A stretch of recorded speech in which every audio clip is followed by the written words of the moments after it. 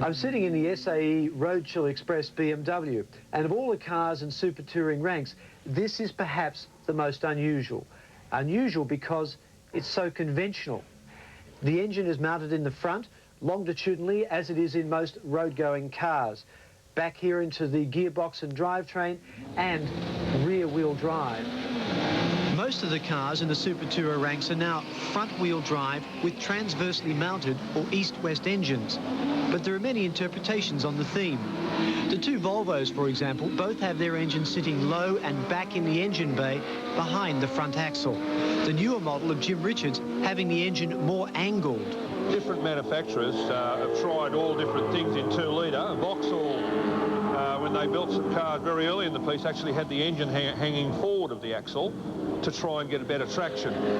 It worked, but it had disadvantages because it wouldn't handle nicely. So it became a battle of wits trying to get the best solution, and I suppose in '98 that car won the series, so they had to have the best solution. The Richards car differs in other ways from his teammate Mark Adderton's. His gear lever is a paddle arrangement behind the steering wheel, and his seat is mounted closer to the centre of the car and on the other side.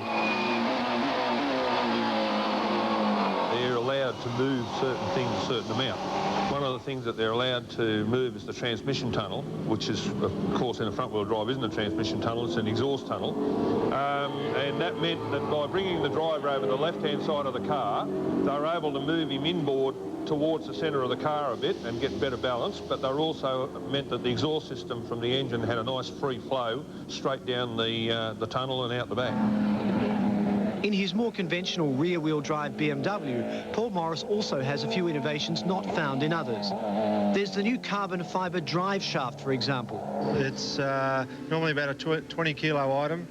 This one's made out of carbon fibre, about 2 kilos and about 320 horsepower getting transferred from the engine to the back wheels. Pretty neat item. And then there's a weight-saving front and rear suspension setup. Well, normally on a normal race car or this sedan-type race car, you'd have a big sway bar hooked up to the suspension that went the whole width of the back of the car. And in the BMW, we've got open-wheeler, Formula One style, rocker-activated rear anti-roll bar.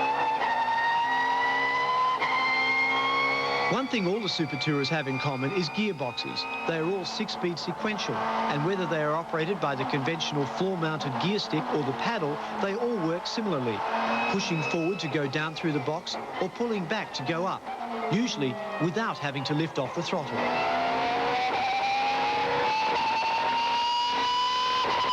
We can hold our foot flat on the throttle and pull up through the gearbox because of the rev cut to the engine. As soon as you pull back on the gear stick, the stick passes past the sensor, which indicates to the engine management that we're changing gears, and it cuts the engine for a brief moment, which allows the dog rings in the gearbox to mesh, and we're up into the next gear. So what in a H pattern may take half a second, in a sequential gearbox takes 1/10 of a second.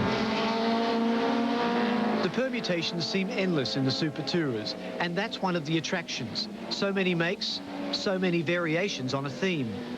And when you look at the winners this year, all the variations have had their day. And for the sake of the category, long may it stay that way.